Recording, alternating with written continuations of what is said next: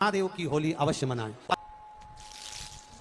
उस फागुन के त्योहार में मेरा देवाधिदेव महादेव माता पार्वती के साथ होली खेलता है, मेरा कृष्ण कन्हैया राधा रानी के साथ होली खेलता है। आप भी अपने इष्ट मित्रों के साथ होली खेलिए और दिल से खेलिए। अरे सीहोर जिले में एक होली होती थी, उस होली का नाम हमने पिछली बार बदल दिया था। कौन सी होली कर दी थी? महादेव की होली।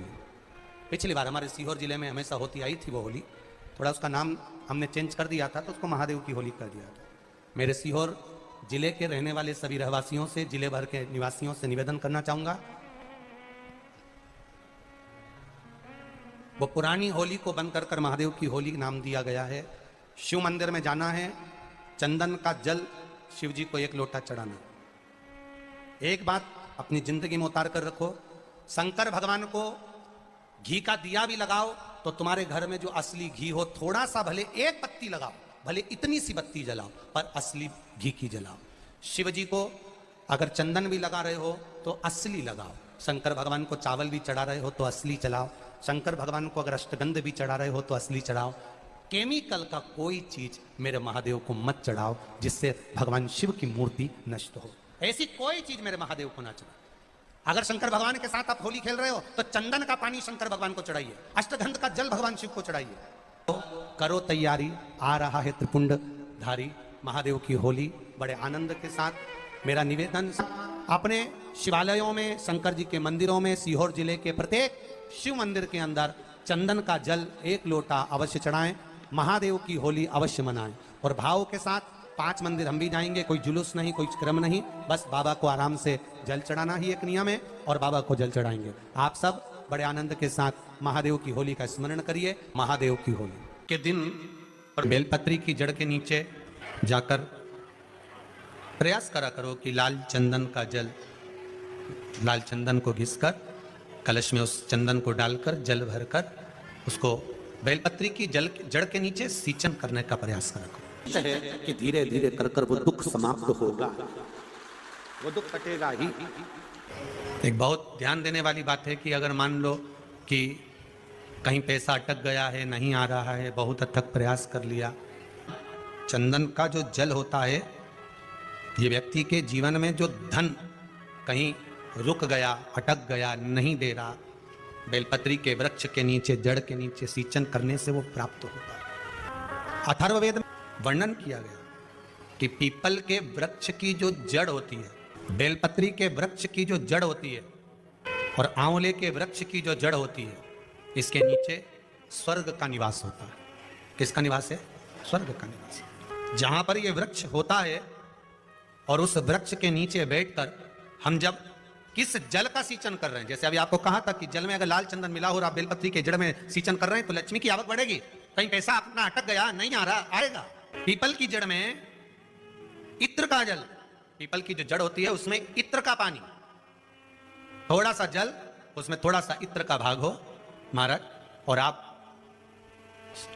भगवान पीपल देव, पीपलेश्वर महादेव का स्मरण कर कर पीपल की जड़ में अगर जल चढ़ा रहे हैं और मान लो शरीर में कोई कष्ट हो गया है, शरीर में कोई रोग हो गया है, कोई मालूम पड़े ये हाथ 4 दिन से दुख रहा है, या 4 दिन से ये नस दब गई है, या ये कमर दब रही है, तो आप 2-4 दिन कर देखो।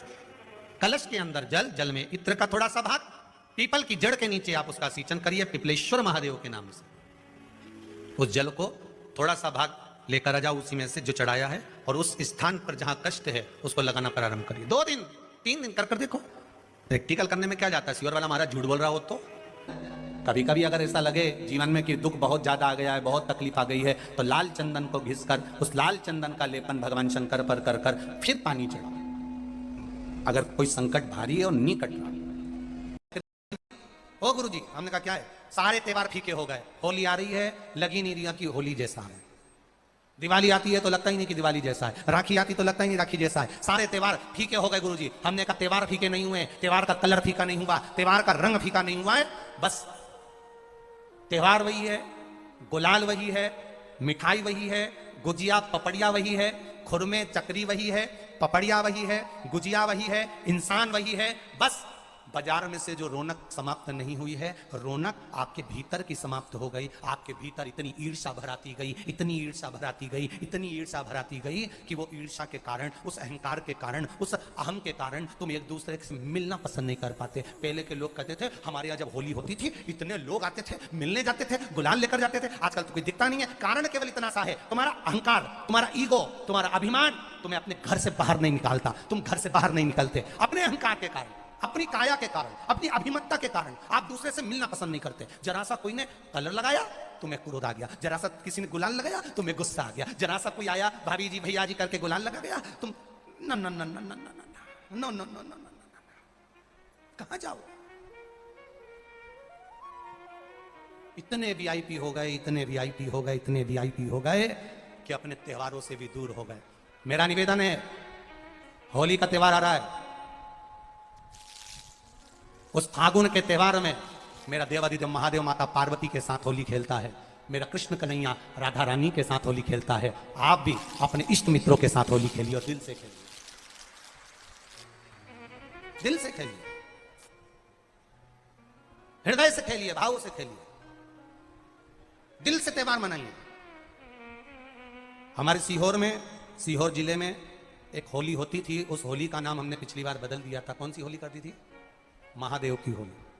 पिछली बार हमारे सीहोर जिले में हमेशा होती आई थी वो होली, थोड़ा उसका नाम हमने चेंज कर दिया था तो उसको महादेव की होली कर दिया था।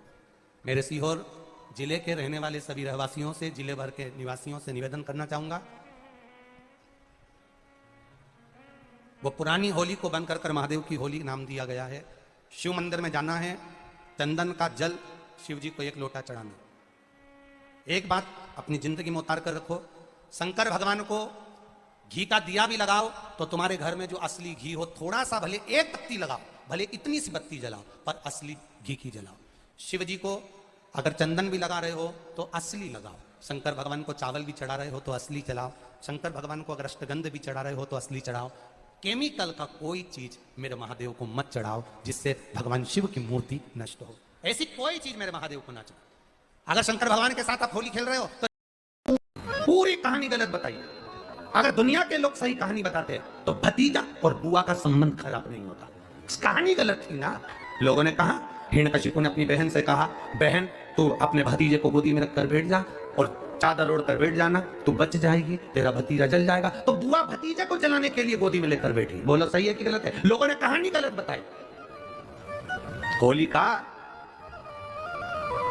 लोगों ने कहा उसने अपने भतीजे को जलाया। पहले तो होलिका का नाम तो निकालो कि होलिका का नाम क्या है। कथा वालों ने कह दिया हिरण्यकशिपु की बहन थी होलिका, वो अपने भतीजे प्रहलाद को गोदी में लेकर बैठ गई। वो प्रहलाद को हाथी के पांव के नीचे डाला, खोलते तेल में डाला, अग्नि में डाला, इसमें डाला, उसमें डाला, नहीं मरा। आखिरी में अपनी बहन से कहा होलिका, तो अपने भतीजे को गोदी में लेकर बैठ गया। पहले उस होलिका का असली नाम तो लाओ, जिस होलिका का नाम विष्णु पुराण में ढूंढा लिखा है। क्या नाम लिखा है? ढूंढा। होलिका का असली नाम लिखा है विष्णु पुराण में ढूंढा। इसलिए आज भी होली में लकड़ी नहीं जलाई जाती, मोटे मोटे ढूंढ जलाए जाते हैं, क्योंकि उसका नाम ढूंढा। और ढूंढा बैठी अग्नि में, भतीजे को गोदी में लेकर बैठ गई। उसके पास में ब्रह्मा जी की चादर थी, जिसको ओढ़ कर बैठ जाती थी तो आगी में जल नहीं सकती थी। ढूंढा ने देखा चारों तरफ से आगी लग गई, मेरा भतीजा जल जाएगा।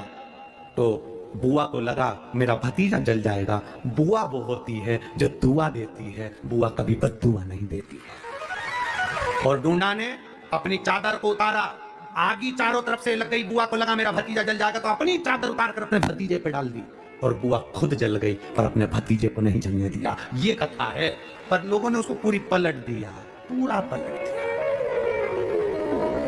बुआ कब जलाई अपने भतीजे को? आप में से इतनी सारी बुआ बैठी हैं, कभी अपने भतीजे को अपशब्द कहा?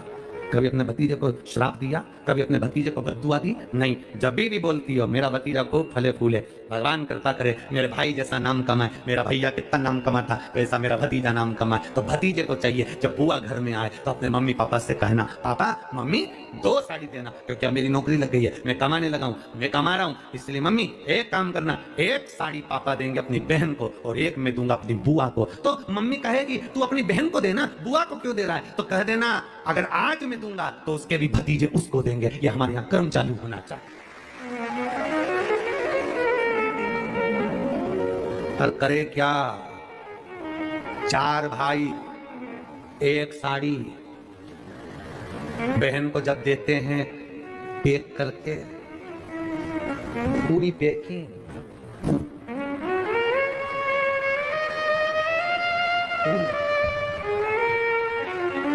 अच्छी बढ़िया वाली साड़ी अगर ढीली ढीली दिखे तो उसमें कपड़ा कैसा काटा जो, और पैकिंग करके, और 4 भाई एक साड़ी, चारों भाई राखी बांधने के बाद ऐसे हाथ लगा के देते हैं जैसे पूरे पुणे की प्रॉपर्टी दे रहे हैं। पुणे किसी ने पूछा कि क्यों रे, चारों भाइयों ने मिलके एक साड़ी दी। अभी हम एक ही तो घर में रहते हैं, सब एक हैं, तो एक काम करा करो, एक थाली खाने की लगाओ, एक भाई खाना खाए, बाकी के सब टच करके बैठ जाओ। एक ही जगह तो रह रहे हो, एक ही थाली में था। तुम्हारे टच करने से 4 भाई का एक साड़ी में हिस्सा हो गया, तो तुम्हारा समोसा तुम खाओ, बाकी के 3 भाई टच करके बैठे। एक नहीं कर रहे, अपने को क्या करना, अपन तो अपनी साड़ी ओढ़ होता था। शिव जी ने जब विष किया, विष पीने के बाद 5 गौ माता का दूध शंकर भगवान के शिवलिंग पर चढ़ता रहा। बहुला, सुरभि, सुशीला, 5 गौ माता ऐसी जिनका दूध शंकर पर जड़। अभी हमने कथा में कहा था तीसरे दिन, सतयुग में गाय का दूध निकालना नहीं पड़ता था, अपने आप गाय दूध दे देती थी। चारों थन का दूध गाय का अपने आप बहता था। त्रेता में 3 थन का दूध बछड़े को मिलता था, संत साधु सन्यासी को मिलता था। द्वापर में 2 गौ माता के 2 थन का दूध प्राप्त हो बछड़े को, और फिर कलयुग ऐसा आ गया कि बछड़े को 1 थन का दूध भी नहीं मिल पा रहा, लोग उसको भी निचोड़ रहे हैं, उसको भी निचोड़ रहे हैं।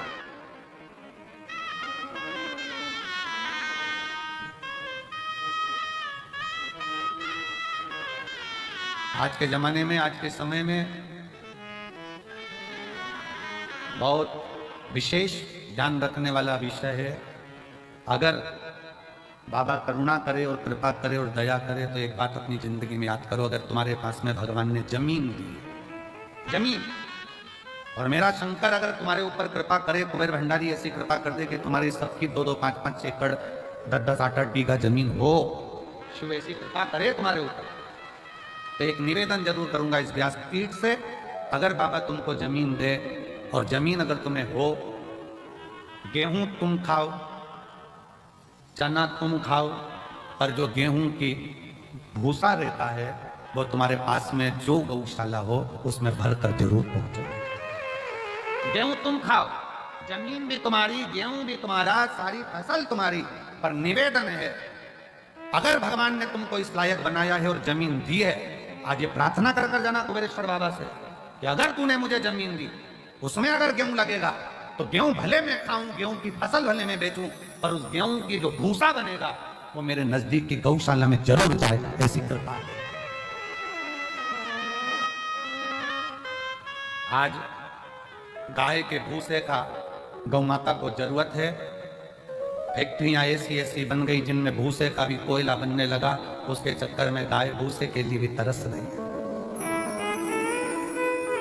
विठलेश सेवा समिति पिछले कई वर्ष से एक नियम लेकर चलती है कि गाय का भूसा जब ज्यादा हम लोग प्रयास करते हैं कि इकट्ठा कर लें, और कोई नजदीक की गौशाला में भी जब भूसे की जरूरत होती है, जो आप लोग सहयोग करते हो, 1-1 रुपया देते हो, तो नजदीक में कहीं पर भी कहीं से सूचना आती है तो उस गौशाला में भी भूसा सीहोर की गौशाला से चले जाता है कि वहां गाय भूखी ना रहे, गौ माता भूखी ना रहे। पर कब तक? इसलिए मेरे बाबा से निवेदन है, जितने आयो, मेरा भोलेनाथ, मेरा कुबेर भंडारी, तुम सब अगले साल जब तुम यहाँ आओ रुद्राक्ष महोत्सव में, तो मेरा बाबा तुम सबको जमींदार बनाए, जमीन वाला बनाए, सबको जमींदार बनाए, सबको जमीन बाबा दे, कोई नहीं बचे जिसके पास जमीन, खूब दे, 2 एकड़ 5 एकड़ 10 एकड़ 25 एकड़ जितनी मेरे बाबा को देना हो बीघा में 2-5 बीघा भी दे, तो फसल तुम खाओ मना नहीं है, सब खा, और उसमें जो भूसा रहे, उसमें जो चारा रहे, वो तुम्हारे नजदीक में जो भी गौशाला हो करके कटता जाता। लोहे से ज्यादा भारी अग्नि, अग्नि से भारी पानी, पानी से भारी मनुष्य, लोटा भर के गटका जाता है। पर मनुष्य सोचे कि मेरे बराबर कोई नहीं, तो मनुष्य से भी भारी है बीमारी, जो अच्छे अच्छे पहलवान को भी निकल जाती है। मनुष्य से भी भारी है बीमारी, जो अच्छे अच्छे सूरमा को भी निकल जाती है। पर बीमारी सोचे कि मैं प्रबल हूं, तो बीमारी से भी भारी है त्रिपुंडधारी, जो बीमारी को भी निकल जाता है। बीमारी से भी ज्यादा भारी है त्रिपुंडधारी, जो बीमारी को भी निकल जाता है। वो त्रिशूलधारी, वो त्रिपुंडधारी, वो कुबेर भंडारी, वो साधा।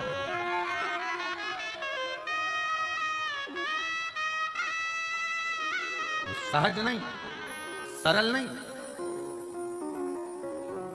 तेरी बाबा आपका कल्याण कर जाए तो इससे बढ़कर और क्या?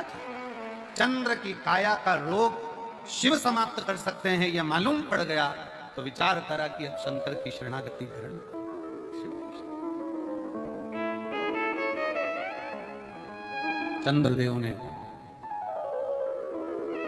चंद्रदेव ने नारद जी के कहने पर शंकर जी की आराधना करना प्रारंभ किया। कैसे राजी होंगे? अभी तक चंद्र शिव को नहीं पहचान रहे, अभी तक चंद्र शंकर को नहीं जान रहे, अभी तक तो चंद्र शिव को जानने का प्रयास किया, जान नहीं पा रहे, पहचान नहीं पा रहे।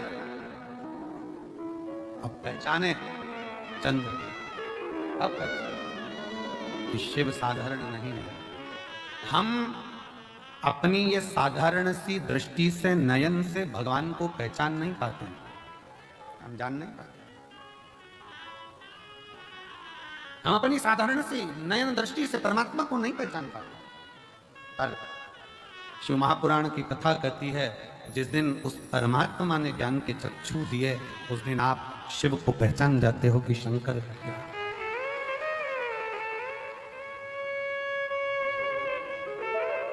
पहचान।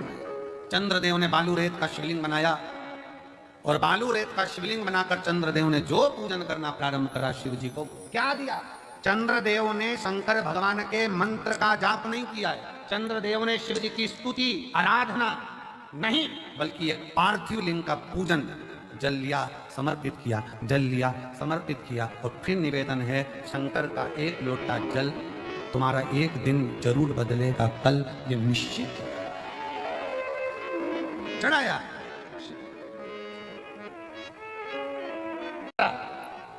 उसी तरह अपने जीवन में मान लो, अगर कष्ट बहुत मिल रहे हैं, तकलीफें बहुत मिल रही है, ठोकरें बहुत मिल रही है, समझ लेना ये ठोकरें एक दिन तुमको इतनी ऊंची ले जाएगी कि फिर तुम्हें दुनिया की वाणी शब्द की ठोकर नहीं लगेगी, ना लगे।